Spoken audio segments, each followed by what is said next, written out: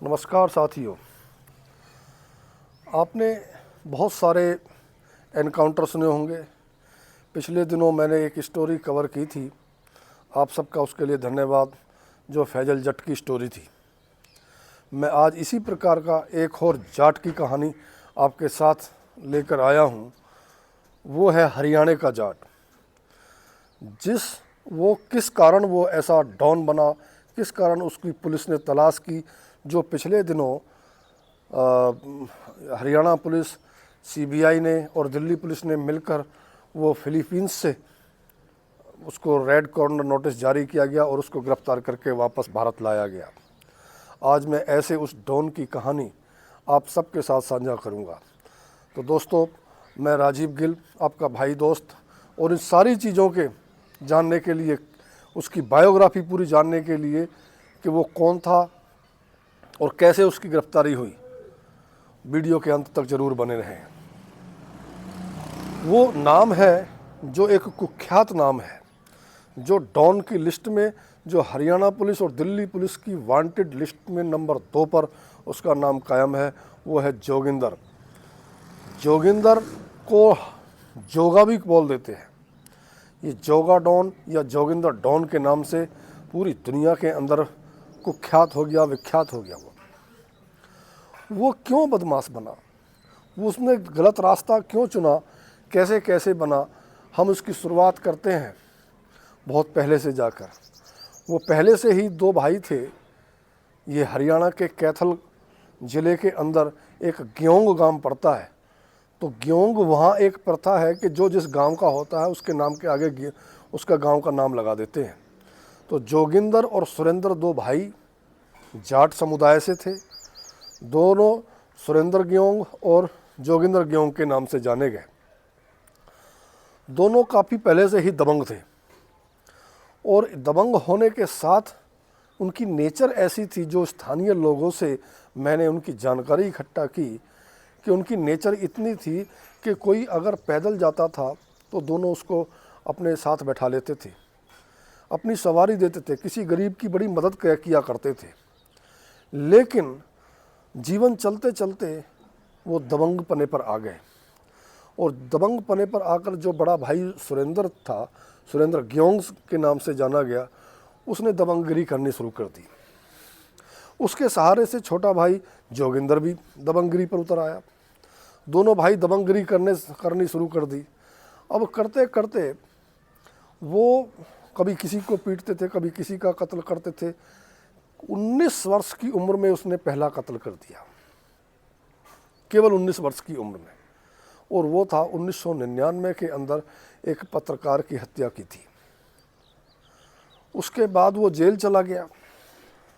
Jail जाने के बाद में 2005 में जेल में रहते हुए उसने गांव का, जो वहाँ हरियाणा के अंदर काफ़ी बड़े गांव होते हैं, वहाँ सरपंच का चुनाव लड़ा और सरपंच का चुनाव लड़ने के बाद वो जेल से ही उस चुनाव को जीत गया, सरपंच रहा। यानी कि जेल में रहते रहते वो सरपंच का चुनाव जीत गया।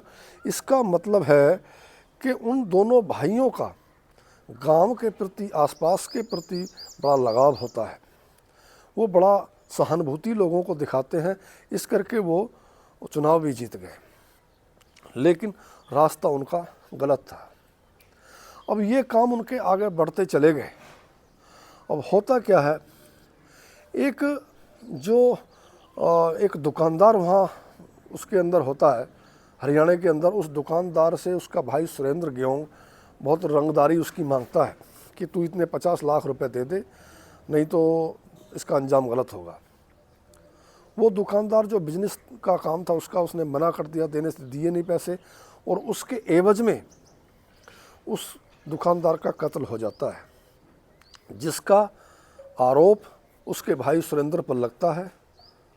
और सुरेंद्र पर लगने का मतलब ये होता है कि 2017 के अंदर जब पुलिस को पता चला कि वो सुरेंद्र कहीं आया हुआ है, वो क्या नाम है, करनाल के पास एक राहड़ा गांव है, राहड़ा गांव के अंदर उस वहाँ की करनाल पुलिस ने वहाँ छापा मारा।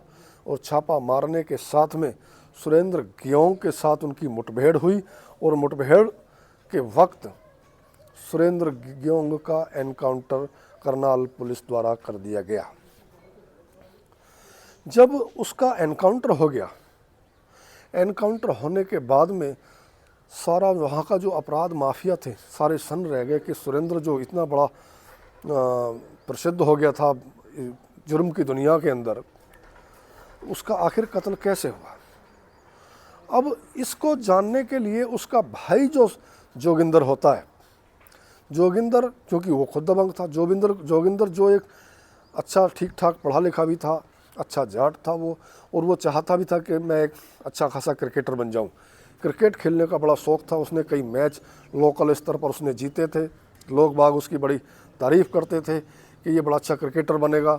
लेकिन एक उसके अंदर का जाट जाग गया और उसने अपने भाई का बदला लेने के लिए, जबकि चाहिए यह था कि वो खुद में बदलाव करता, बदलाव ना करके उसने बदले का रास्ता अख्तियार किया। और बदले के रास्ते का अंजाम ये हुआ कि जब उसने पता करा कि आखिर मेरे भाई यानी कि सुरेंद्र की हत्या के पीछे क्या साजिश थी, उसकी एनकाउंटर के पीछे क्या साजिश थी, कौन ऐसा भेदी है जिसने मेरे भाई का पता दिया था। जब उसने अपने सूत्रों के हिसाब से सारी जानकारी इकट्ठा की तो पता चला कि कोई जयदेव शर्मा नाम का पानीपत के पास का, उस जयदेव शर्मा ने वो रेकी की थी और जयदेव शर्मा ने ही उसके भाई सुरेंद्र को पुलिस को सूचना दी और उसके मरवाने में उसका हाथ था, एनकाउंटर कराने में। अब जोगिंदर उस सुरेंद्र की रेकी करना शुरू करता है कि किसी भी तरीके से उसका पता चले और उसका मैं मर्डर कर दूं। होता यह है, समय बीतता जाता है, समय आ जाता है 30 दिसंबर 2017 को, क्योंकि करीब मई के आसपास उसके भाई की हत्या हुई थी 17 में, और 30 दिसंबर 2017 को एक वहाँ पानीपत के अंदर एक पुलिस इंस्पेक्टर थे जिनकी रिटायरमेंट की पार्टी थी, जिले सिंह जी। जिले सिंह जी के साधु थे ओम प्रकाश। उन्होंने इनवाइट किया अपनी रिटायरमेंट की पार्टी में अपने साधु ओम प्रकाश को, और उनका दामाद था जयदेव शर्मा जो कि एक काफ़ी जो मोबाइल टावर होते हैं इनका ठेकेदार था, बड़ा ऊंचा। उसके पास अपना रिवॉल्वर भी होता है, पिस्टल लाइसेंस उसके पास थी। जब सारे लोग वो पार्टी कर रहे थे, तभी किसी तरकीब से सुरेंद्र ने किसी से फ़ोन करवा कर उसको यानी जयदेव शर्मा को उसके घर से जहाँ पार्टी चल रही थी मधुबन में, पानीपत में, उससे 150 मीटर दूर उसको बुला लिया।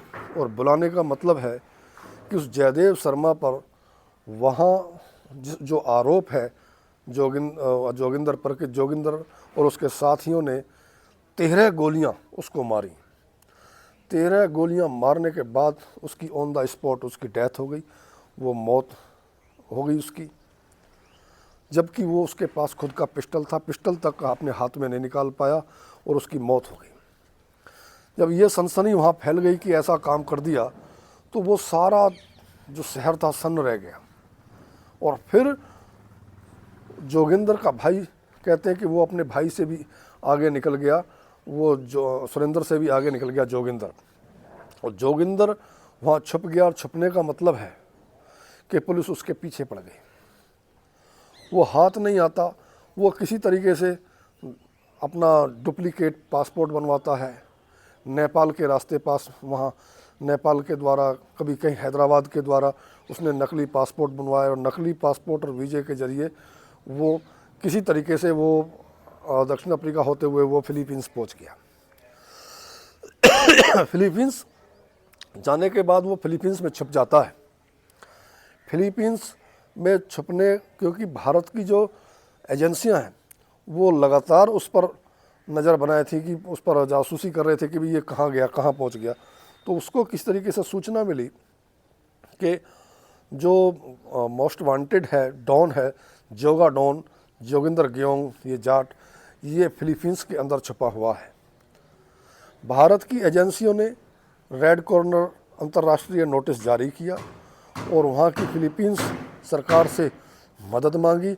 वहाँ की पुलिस ने जो मोदी जी की सरकार से काफ़ी अच्छा संबंध फिलीपींस का हुआ है, उसका नतीजा ये है कि उन्होंने सहयोग किया और सहयोग करने के साथ फिलीपींस की पुलिस ने उसको फिलीपींस के बैकलोड शहर से उसको अरेस्ट कर लिया।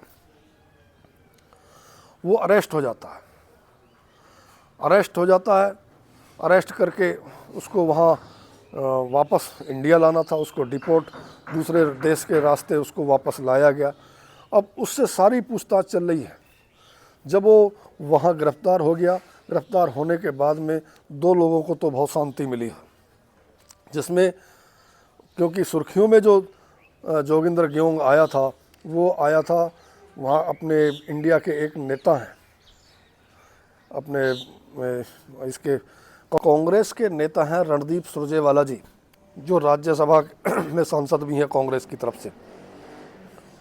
उनको धमकी दी गई थी जोगिंदर के द्वारा कि मैं तुमको मार दूंगा। धमकी उसको इस करके दी थी क्योंकि भाई जोगिंदर को ऐसा शक है कि उसके भाई को मरवाने में, यानी कि सुरेंद्र ग्योंग को मरवाने में इन नेताजी का भी हाथ है। उनको बड़ी शांति मिली होगी। दूसरे एक नेता हैं संजय यादव, जो इसके राजद के सांसद हैं, बिहार के लालू यादव जी की पार्टी के। उनसे भी उनको पर ये आरोप है कि उनको भी 20 करोड़ की रंगदारी उनसे मांगी थी जोगिंदर ने कि 20 करोड़ रुपए रंगदारी के रूप में हमें दे दो हमारे खर्चे के लिए, नहीं तो आपको भी कत्ल कर दिया जाएगा। जब से इसको गिरफ्तार किया गया तब से लेकर इन दोनों को बड़ा सुकून है और बड़ी शांति मिल रही है। फिलहाल जो जोगिंदर है उसको पुलिस की गिरफ्त में है और पुलिस अपने तरीके से इंडिया उसको ले आ गया है और इंडिया में आकर उसकी इंक्वायरी की, कहाँ से नकली पासपोर्ट बनवाया, कैसे कैसे वो बाहर पहुंचा, कौन कौन ये आरोप उस पर लगाए जाते हैं कि ये एंटी हिंदुस्तान के रूप में है, ये खालिस्तान के समर्थन में, खालिस्तानियों जो समर्थन करते हैं उनके उसमें आ गया है, उनके संपर्क में आ गया।